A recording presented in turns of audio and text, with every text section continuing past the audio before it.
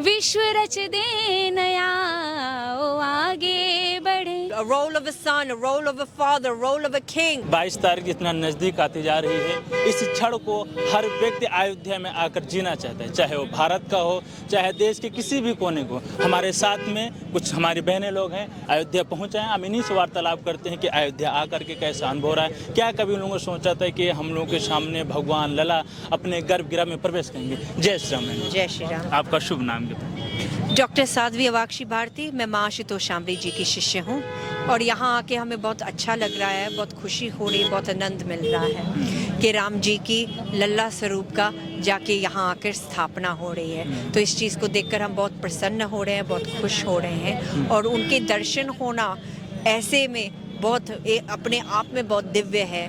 पर ये जो चीज़ है, इनका दर्शन जब आपके अंतर्घट में तत्व स्वरूप से होगा तो वो चीज़ सोने पर सुहागा ही हो जाएगा। आपने इससे पहले कभी अयोध्या आई थी? No, this is my first time in Ayodhya. I've never been to Ayodhya before. अच्छा जी।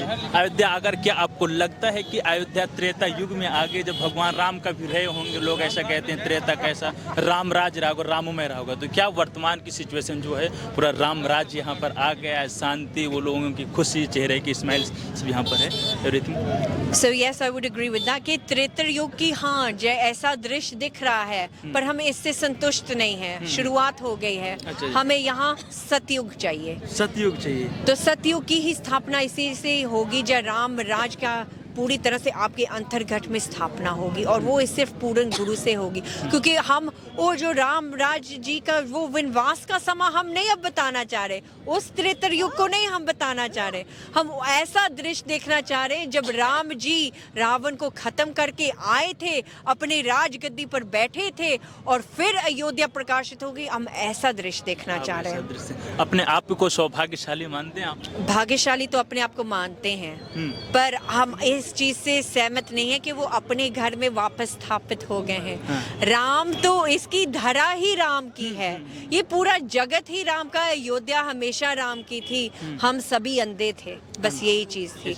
अब किसी ने सेवा की, कार्य की, आगे बढ़ा, उन्होंने भौतिक दृष्टि से बाहर से लॉजिस्टिकली चीजें की, अब जाके हमें जागृति आ रही है। पर ये चीज हम खुद हर एक बैठा बैठे व्यक्ति भी कर सकता था और कर सकते थे, पर हमने किसी और को देखकर कि कोई ऊपर से कुछ करेगा फिर कुछ होगा।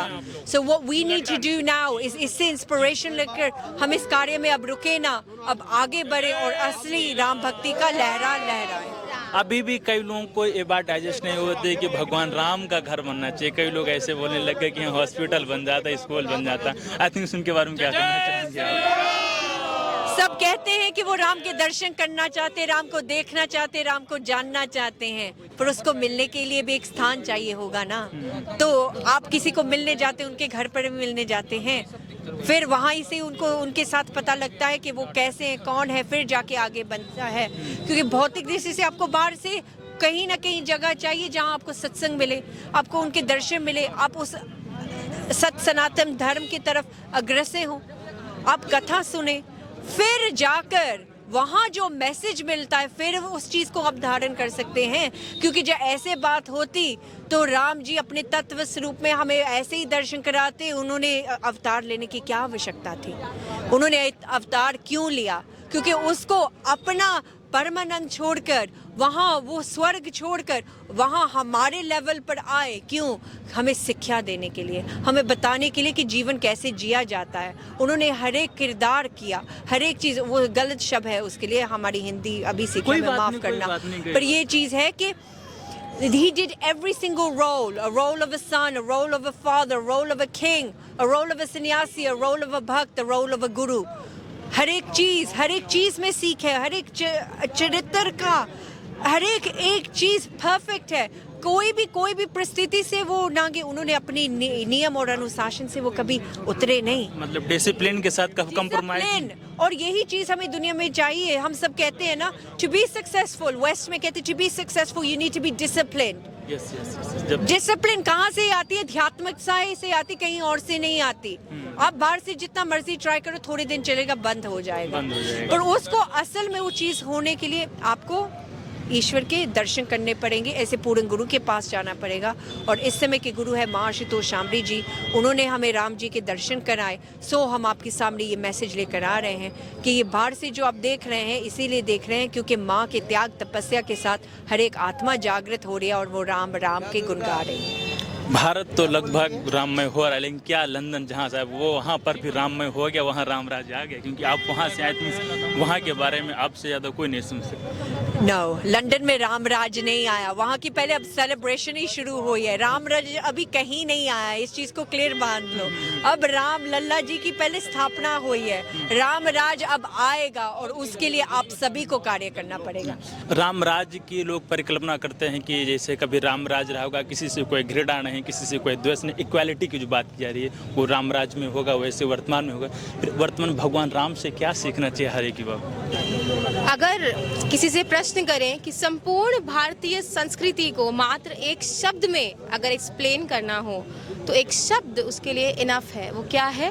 प्रभु श्री राम। और हमारी जो भारतीय संस्कृति है, क्योंकि एक समय था, हमारे गुरु कहते हैं कि एक समय था कि भगवान राम के आदर्शों से ये भारत जाना जाता था, एक समय था, और आज उसी की पुनर्स्थापना होने जा रही है कि पुनः अब भारत भगवान राम के आदर्शों के कारण जाना जाएगा और दिव्य अनुभूति यहाँ हो रही है सभी को। क्या कहना चाहेंगे अयोध्या के बारे में? क्योंकि अयोध्या आपका आना हुआ, अयोध्या पूरी मतलब कहीं यू टर्न ले लिया, अयोध्या पूरी बदल गई। आज का जो अयोध्या संपूर्णतः परिवर्तित हो चुकी है, संपूर्णतः नवीनता है यहाँ पर। और साथ ही मैं सिर्फ बाहरी चीज़ों की मैं बात नहीं कर रही, यहाँ के लोगों में जो भी लोग, चाहे वो अयोध्या के हो चाहे वो बाहर के हो, सभी लोग जो आ रहे हैं उनके चेहरे पे एक बहुत ही दिव्य मुस्कान है और सभी आनंदित और हर्षित हैं इस समय। कुछ भगवान राम के बारे में गुनगुनाना चाहेंगे आप? जी, सर्वप्रथम मैं अपना नाम बता दूं। मेरा नाम है साध्वी ज्योति प्रभा भारती और मेरी गुरु माँ है परम पूजनीय माँ आशुतोष शामरी जी। रामचरितमानस में गोस्वामी तुलसीदास जी ने कहा है सहज प्रकाश रूप भगवाना, तो प्रकाश रूप को कहा है भगवान को, तो उसी प्रकाश का दर्शन हम सभी बहनों ने किया है, हमारी गुरु माँ ने कराया है। तो इसके लिए मैं सभी जन जागरण को एक बात कहना चाहूँगी कि अब नया विश्व आ चुका है, नवयुग आ चुका है, सतयुग त्रेता द्वापर कलयुग, लेकिन अब जो आया है वो नवयुग है। क्योंकि अयोध्या जो पहले की थी वो अयोध्या अब नहीं, अब और नई अयोध्या हो गई है। प्रभु श्री राम उस समय रथ था और बस, अब तो बस है, ट्रेन है, सब कुछ है, तो उस समय ये चीज़ नहीं थी, लेकिन अब ये है हेलीकॉप्टर है, विमान की जगह हेलीकॉप्टर आ गया, एरोप्लेन आ गया, तो अब सब कुछ नया है, एक नवीन युग है। इसलिए सभी जनमानस को, जन जागरण को मैं एक दो लाइन में बोलना चाहूँगी, आओ आगे बढ़े विश्व रच दे नया, आओ आगे बढ़े विश्व रच दे नया, नव सृजन का नियत अब समय हो गया, अब हटेगा तमस सूर्य विश्वास का, अब मनों में हमारे उदय हो गया, आओ आगे बढ़े विश्व रच दे नया। जय श्री राम। क्या नाम है आपका? अपना नाम? My name is Saint Gabrielle and I'm a disciple of Her Holiness Master Ashutosh Shamri Ji. अच्छा, अयोध्या कैसी लगी, कैसी दिव्य है अयोध्या, इसके बारे में क्या बोलना चाहेंगे Ayodhya? Ayodhya is really incredible. It's a very beautiful place. It's the first time I've been here and I've heard so much about Ayodhya from listening to the Ram Kathas, etc. And it's definitely modernized, but you can still feel that same semblance here now today.